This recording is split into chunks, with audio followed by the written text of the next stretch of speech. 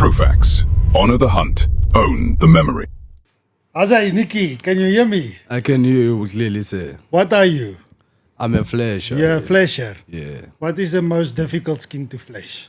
The most difficult skin, I would say, a caracal cat. Caracal? Yeah. Why is it difficult? Because firstly, you have to clean the fat Ah. on top, and then you have to flesh it nicely. And the skin is too soft. It's so sensitive. You have to come easily with it. So You can go through it easy because of the hair also. because of the hair also. And if you don't clean the fat, you might be at risk of cutting off the skin because the knife just flows on. Okay. So, but it's all the cats actually, like the caracal and civet, even the honey badger. Yeah, but Or the jackal, eh? yeah, including the jugglers. Yeah. Jackals are very difficult. And how about the zebra? Yeah, at this stage for me, the zebra is no longer difficult Ah. at this stage. You need to be a very professional to do a zebra flat skin, especially the back on the back side. Yeah. It's James showed me, so that's why I'm saying now I was scared of the zebra at first, but now I can take it. Do you get a lot of on the zebra in the neck also bad places? Here on the neck where there's a lot of hair.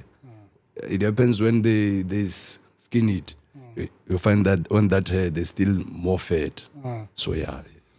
So when you are fleshing, what is the stuff that you see most the problem that the skinners have done? Around the noses, around the eyes and things. If you have to tell a skinner, hey, next time you must do these things better. There will be the eyes. They must be wide open because even the ears and the nose. Because if they are not wide open here thoroughly, we experience challenges here. You find that the skin is slipping only here because it wasn't open. So when those skins comes here, we soak them in the salt. So that salt, it helps to dry the skin. So if it doesn't reach some certain parts, it will eventually, While it's in the tanning. or maybe before it goes there, because firstly when the skin is wet, when it comes here, we have to soak it with the salt so that it can be dry. So if that salt doesn't reach places like on the eyes, on the nose, on the ears, even on this hair where the hair joins, I find that it's not well opened. It's still folded. If we don't open that, the hair might slip. Yeah, I think that's the main thing. It's very easy to be lazy and just to cut the nose and just put it in the salt, and the bossy will never see it's in the salt. Yeah, it's very easy. But then when it comes to us, eventually my work is to check one of those. I have to open it thoroughly when I'm fleshing. So you find that I do all that hard work without checking. Afterwards, the skin slaps. I did the hard work for nothing. So I have to check it before we receive it so that we can make a report about it. I think that's one thing that we must tell Henny. We must tell him, Henny, when the skin comes out of the soaking and it's soft, and you can say, look, this nose is not It's right. not open, the ear. So you can report it, and then we can see who is the owner of the skin. The owner of and the skin. he will be able to talk to his skinners. and we can tell him a lot of your skins have this problem. Other people, they don't have that problem. Yeah, exactly. Because you find that to show that most of the things are skinners, you find that one order number, it came with maybe let's say 11 skins. Out of those 11 skins, they slap in the same way. You find that maybe 2 managed to succeed. And when you look at that 2 is wildebeest, they're not easily sleeping. Yeah. So you find that the whole 11 impalas are sleeping. Why? On similar areas, you find that the skinners were not well aware. And it's especially that black impalas, white impalas, those funny color impalas. Yeah, those ones, they are the ones that I think they should pay more attention to them when they skin them. Because they're giving us hard time to work here because we have to focus on them. When I'm fleshing an impala, I'm telling him I'm fleshing this impala. He has to try more, man, start the mannequin so that it doesn't stay in the tanning so long. Yeah. Yeah, so we have to rush the process. Well, when I look at the statistics, I see always the fleshing is in front and the mannequin casting is at the back. And then I see the mounting is farther away, and then it's always going like that. So you guys are in front of those people all the time. Why? We try our best. I mean, like, we are teams in these departments. So, in fleshing team, we discuss all these things. Like, we have James as our senior. For example, James is our senior. He's the one who's teaching us all these things. So we talk to him, James, okay, man, look, here's our soaking. We have a crocodile, we have a buffalo, we have this big stuff and smaller stuff. So what do? We soak 3 buffaloes together with the small stuffs. We attack the job. We put our own target above the target. Yeah. So if they say within a month, we must make sure when we get to mid-month, at least we manage to push large skins such as crocodile, buffaloes, and then the impalas I can do 2 per day, 3 per day. So, yeah. I see James is getting very warm inside there. Eh? He's the guy that sweats the most. Eh?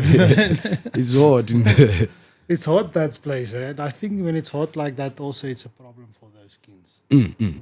Yeah, one other thing, the old man who's doing the mannequin, he told us about, yesterday he gave us a strategy of soaking these new received skins.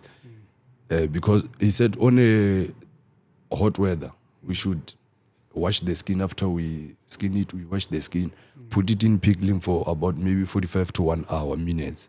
So that the pickling will, because it has salt, so it can harden that skin. So when we apply the salt, it can easily absorb that salt and it easily dries. So one of the reasons, it's hot. We are in Limpopo. Yeah. That's the biggest problem. Yeah. I think today, what is it today? It's almost 38 or something degrees. I haven't checked the weather. Me also, my watch is flat. But it's very hot today. Yeah, it is. And it's very easy to tell when it's hot. You just look at James. Yeah, he's sweet. He's sweet. Yeah. All right. No, thanks, Nicky. That's enough. I think what we have to do is we have to get the fans in there to get it called for you guys. And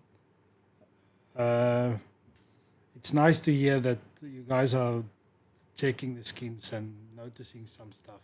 And I'm thinking, while you were talking, I'm thinking the whole time of our program, I'm thinking we have to change when the skins get out the soaking. Henny, he must look at it and he must tell, this is the mistakes, and he must report Like it. mostly where he should basically check the most is when we receive them. When we receive them, they come from the bush. We must check them there, whether the skins are thoroughly opened, the lips, the eyes.